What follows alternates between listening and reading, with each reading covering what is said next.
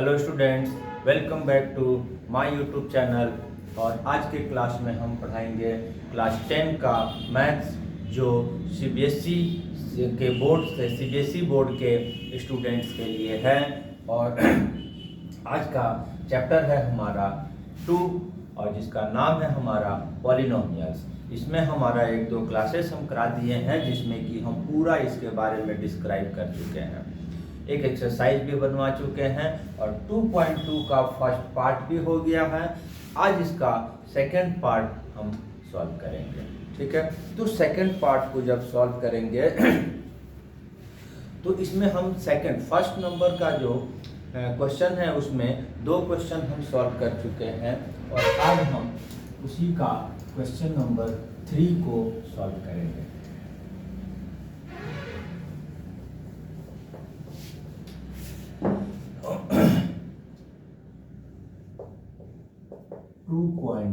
Question number 1 and इसका सब question number 3 को सॉल्व करेंगे। तो जैसा कि मैंने बताया है कि जीरोज फाइंड करना है। पॉलिनोमियल्स हमको पढ़ना क्या है क्वाड्रेटिक पॉलिनोमियल्स है। क्वाड्रेटिक पॉलिनोमियल्स में हमको जीरोज फाइंड करना है।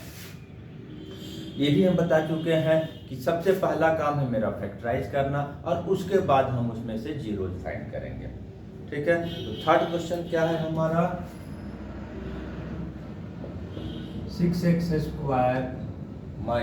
3 - 7x। अब कभी कभी क्या है कि स्टूडेंट्स को कंफ्यूज करने के लिए बहुत सारा चेंजेस कर देता है। अभी अरेंज्ड वे में नहीं है।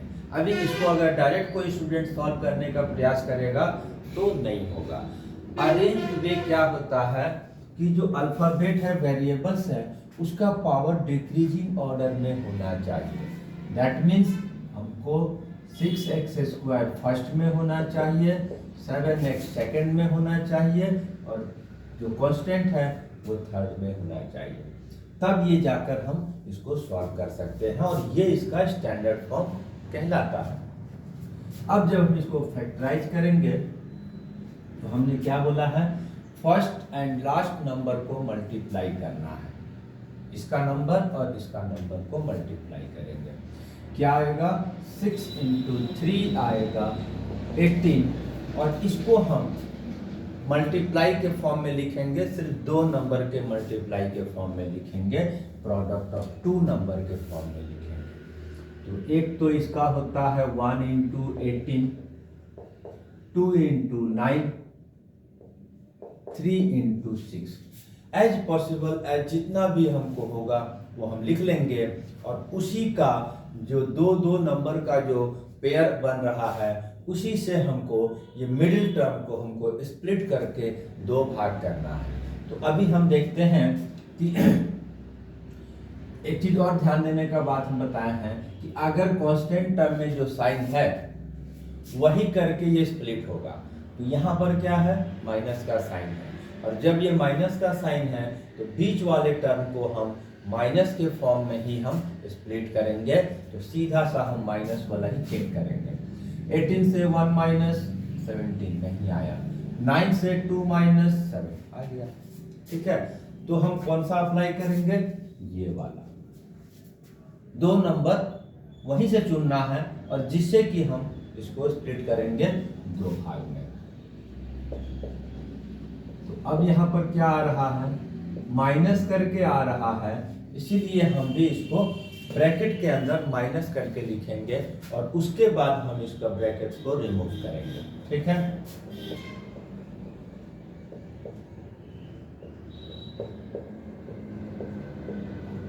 अब ब्रैकेट्स जब हटाएंगे तो हम कई बार बोले हैं कि ब्रैकेट्स के पहले माइनस साइन है तो ये बदल कर प्लस हो गया, अंदर का साइन चेंज हो जाएगा, ठीक है। अब हम 2 का ग्रुप बनाएंगे और उनमें से हम कॉमन लेंगे, ठीक है।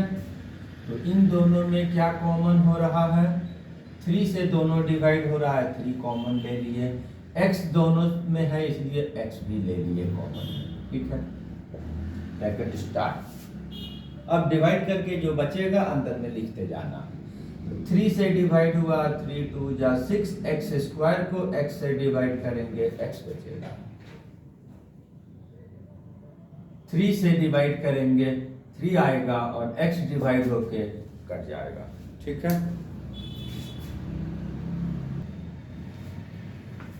अब इसका सेकंड में हम जब देखते हैं कि इसमें क्या कॉमन है, जब कोई नंबर कॉमन नहीं होगा तो 1 कॉमन ले लेंगे, क्योंकि 1 से तो प्रत्येक नंबर डिवाइड हो जाता है।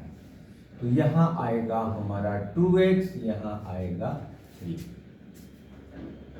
ये 2 टर्म, ये एक टर्म और ये एक टर्म। फिर इन दोनों में हमने देखा कि ये दोनों में सेम है, यानी कि इसको हम कॉमन ले लेंगे। इसमें से 2x - 3 कॉमन हो गया, तो यहाँ पर हमारा 3x बच गया, और इसमें से 2x - 3 कॉमन हो गया तो 1 बच गया। अब क्या करेंगे, एक एक करके एक बार इसको लेंगे और एक बार इसको लेंगे, इक्वल टू 0 करेंगे, और इसमें से हम x का जो वैल्यू होगा फाइंड करेंगे, और वही हमारा 0 होगा। 2x - 3 equal to 0। 3 उधर गया तो प्लस में हो गया, और ये 2 उधर गया डिवाइड में हो गया। दूसरा वाला फैक्टर को एक बार और लेंगे, और उसके बाद 3x + 1 इक्वल टू 0 -1/3। ये दोनों हमारा सॉल्यूशन हो गया। ठीक है, अब इसके बाद हमको क्या करना होगा, वेरिफिकेशन करना है, जीरोज और कोफिशिएंट से रिलेटेड करके हमको इसका वेरीफाई करना है कि हम मेरा सॉल्यूशन सही है कि नहीं है। तो सबसे पहले वेरिफिकेशन अगर करना होगा तो सम ऑफ जीरोज का जो फॉर्मूला हम बताए हैं उसको अप्लाई करेंगे। सम ऑफ जीरोज क्या फॉर्मूला है, अल्फा प्लस बीटा। ठीक है, अल्फा प्लस बीटा। अल्फा का वैल्यू कितना आया है, कोई भी एक जीरोज अल्फा कहलाएगा, दूसरा जीरोज बीटा कहलाएगा। ठीक है, इसको हम नोट कर दिए। अब इसको थोड़ा सॉल्व कर देंगे। ठीक है, सॉल्व करने में क्या आएगा, एलसीएम लेंगे, 6 आएगा, 2 3 जा 6, 3 3 जा 9, प्लस माइनस माइनस, 3 2 जा 6, 2 1 जा 2, कितना आ गया 7/6। ठीक है, अब 7/6 का मतलब हो गया ये -7/6 आ गया। अब हमारा जो है, हमने बोला कि सम ऑफ जीरोज -b/a होता है।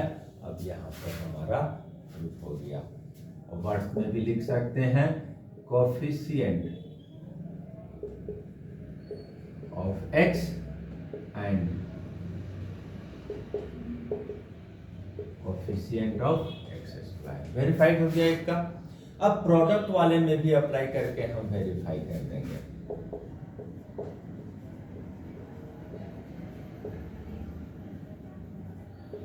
Product of zeros alpha into beta, फिर अल्फा बीटा का वैल्यू बैठा देंगे।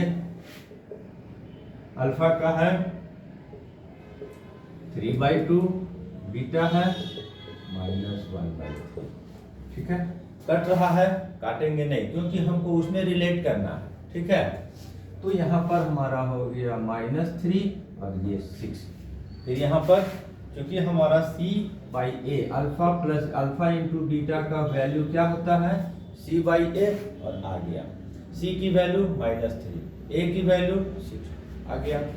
फिर इसको वर्ड्स में लिख देंगे, constant term by coefficient of x²। Solve भी हो गया, वेरिफिकेशन भी हो गया। ठीक है,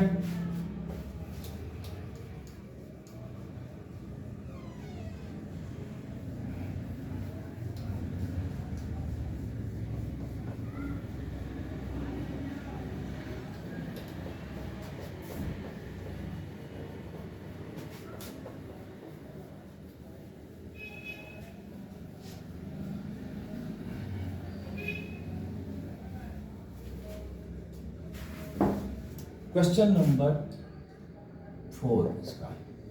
क्वेश्चन नंबर 4 में हमारे पास दिया हुआ है 4u² plus 8u।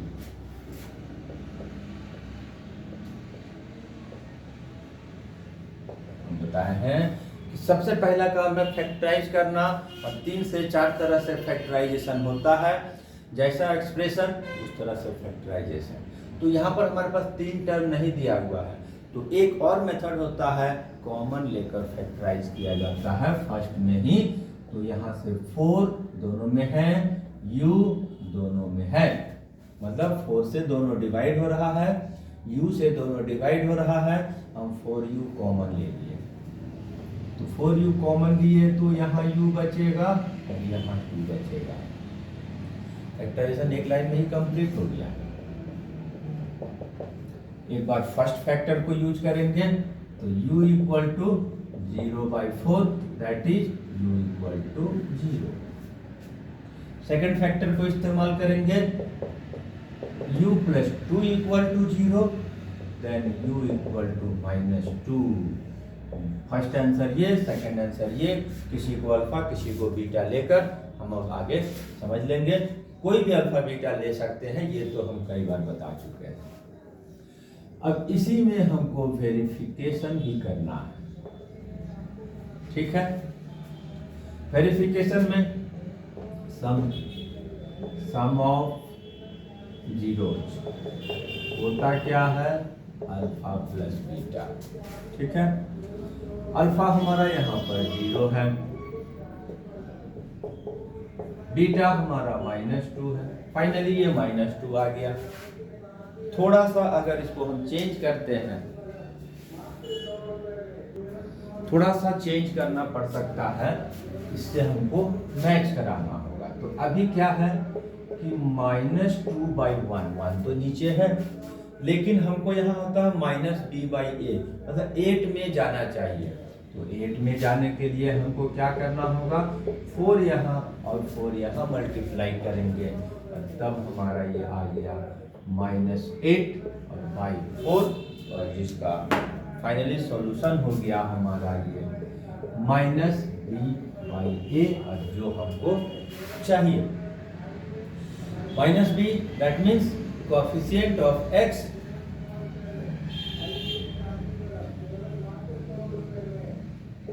Coefficient of x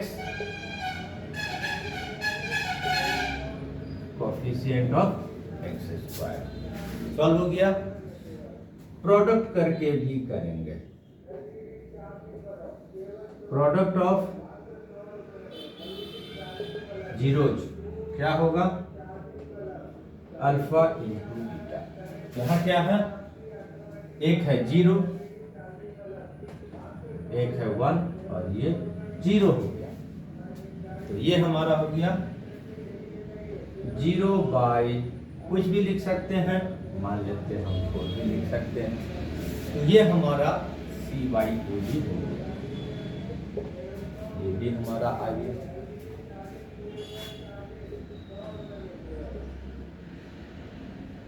constant term by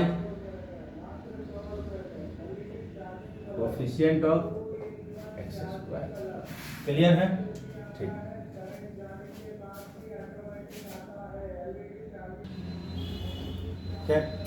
अब हमारा यहाँ पर एक क्वेश्चन नंबर हम 5 को सॉल्व करेंगे इसी का।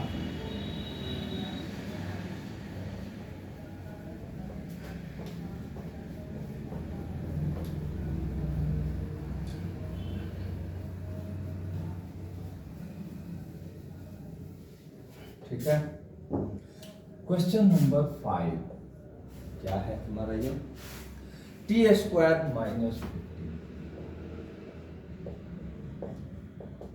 फिर यहाँ पर एक दूसरे तरह का एक्सप्रेशन आया, और इसको भी हमको फैक्टराइज करने के लिए फिर एक और मेथड लगेगा जो हम बताएंगे।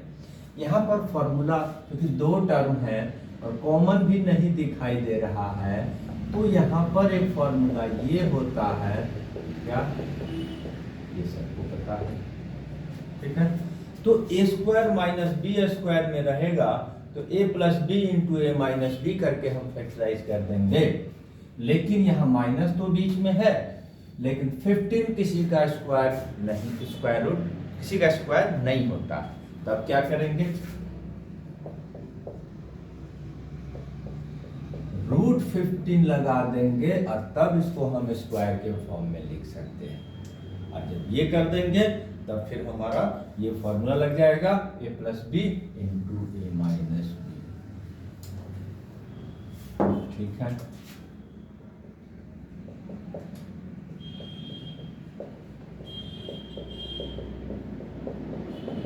ठीक है।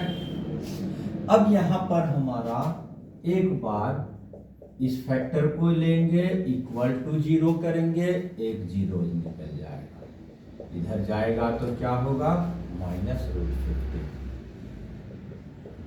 दूसरे वाले को लेंगे, ये भी हमारा हो गया।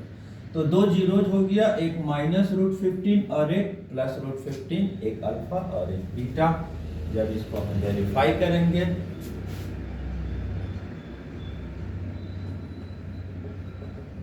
वेरिफिकेशन पहले सम से करेंगे, सम ऑफ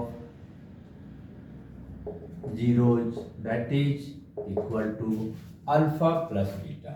अल्फा कितना है, माइनस रूट 15, दूसरा वाला जीरोज प्लस रूट 15। तो प्लस माइनस माइनस होगा, और क्योंकि इक्वल और सेम है इसलिए माइनस होकर वो 0 हो जाएगा।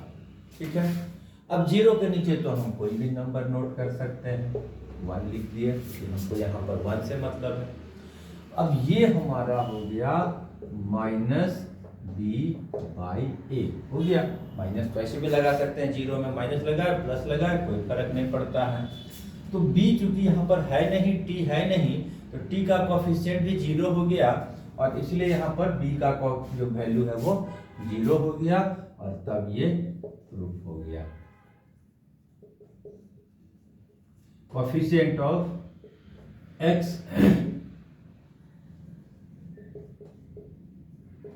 Coefficient of x square verify हो गया। दूसरा प्रोडक्ट करके भी हम वेरीफाई करेंगे, अल्फा इंटू बीटा। अल्फा कितना है, माइनस रूट 15, क्योंकि यहाँ मल्टीप्लाई है, ये आएगा। ठीक है, इसको मल्टीप्लाई करेंगे और वेरीफाई कर देंगे। इसके बाद हमारा यहाँ पे कितना आ जाएगा, माइनस 15 आ जाएगा, और इसके नीचे 1 तो लगा ही सकते हैं। ठीक है, अब ये माइनस 15 c का वैल्यू है, और 1 a का वैल्यू। ठीक है ना, तो यहाँ पर कांस्टेंट टर्म भी आ गया,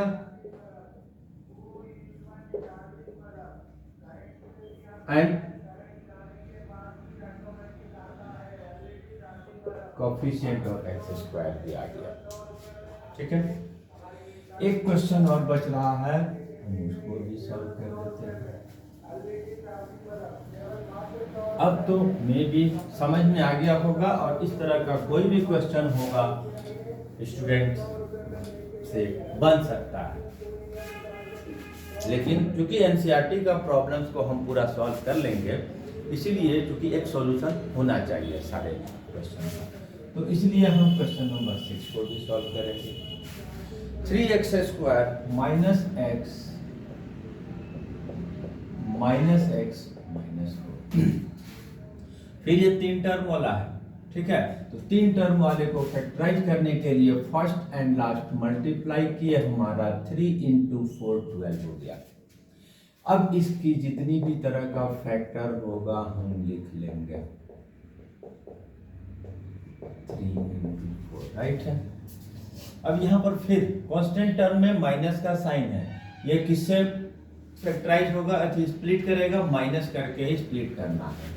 तो 4 से 3 माइनस करके 1x आता है, तो इसलिए हम ये वाला, क्योंकि जिसमें कोई नंबर नहीं है x में, तो 1 तो होता है। यानी कि वैल्यू उसका 1x है। 1x लाना है तो 4 से 3 माइनस होगा 1 आएगा, इसीलिए हम ये अप्लाई करना पड़ा हमको।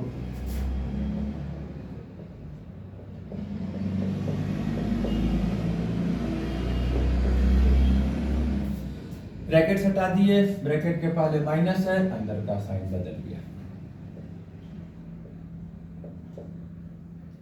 अब कॉमन लेंगे, दो का ग्रुपिंग में से कॉमन लेंगे, फैक्टराइज करेंगे। ये एक है, एक तो ये है। क्या कॉमन हो रहा है? यहाँ से x कॉमन हो रहा है। यहाँ क्या बच रहा है? 3x, यहाँ बच रहा है 4। इन दोनों में से कोई कॉमन नहीं है, क्या होगा? 1 कॉमन होगा। ये 3x होगा, ये 4 होगा। 3x माइनस 4 दोनों में है, कॉमन ले लिए। फर्स्ट वाले में से जब 3x माइनस 4 निकल जाएगा, x बचेगा। इसमें से 3x माइनस 4 निकलेगा, 1 बचेगा। फैक्टराइजेशन कंप्लीट हो गया। अब एक एक फैक्टर यूज करेंगे और x की वैल्यू निकालेंगे। Equal to 0, 4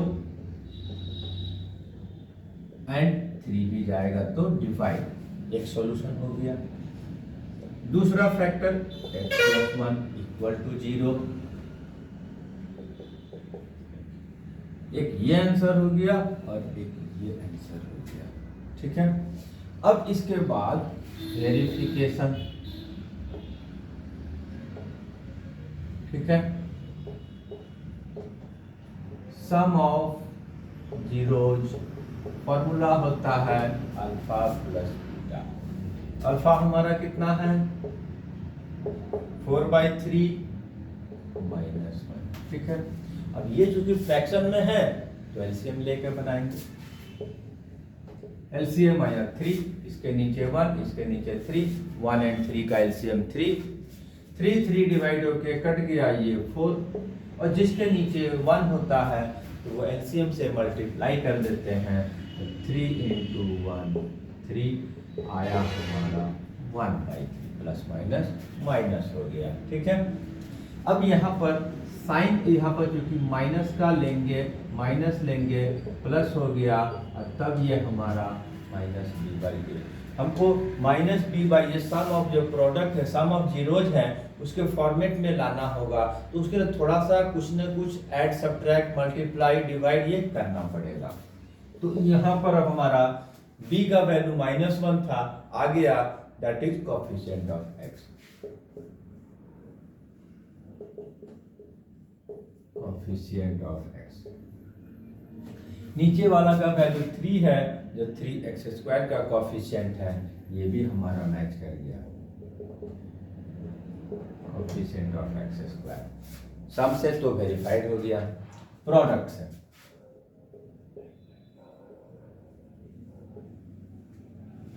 product of zero कितना होगा?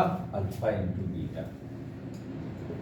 एक वैल्यू अल्फा 4/3, दूसरा वैल्यू -1, तो ये हमारा आ गया -4/3, और ये c/a विदाउट एनी चेंज, ये डायरेक्ट मैच कर दिया।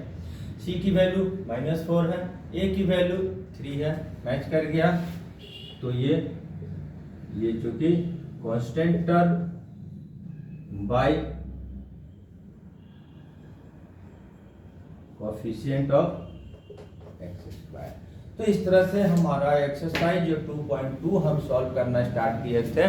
तो आज के क्लास में आज फर्स्ट क्वेश्चन कंप्लीट हो गया, जिसमें हमको कुछ क्वाड्रेटिक पॉलिनोमियल्स दिया हुआ था, और उसमें से हम जीरोज की वैल्यू हमको निकालना था, और जीरोज और कोएफिशिएंट के बीच में जो रिलेशंस है उसको वेरीफाइड भी करना था। ये बात अलग है कि अधिकतर एग्जाम्स में जो आता है वेरिफिकेशन का जिक्र नहीं करता है कि वेरीफाई करें, ओनली जीरोज का वैल्यू निकालें। लेकिन चूंकि बुक में है तो जानना भी जरूरी है, कभी पूछ भी सकता और कभी कभी पूछता भी है।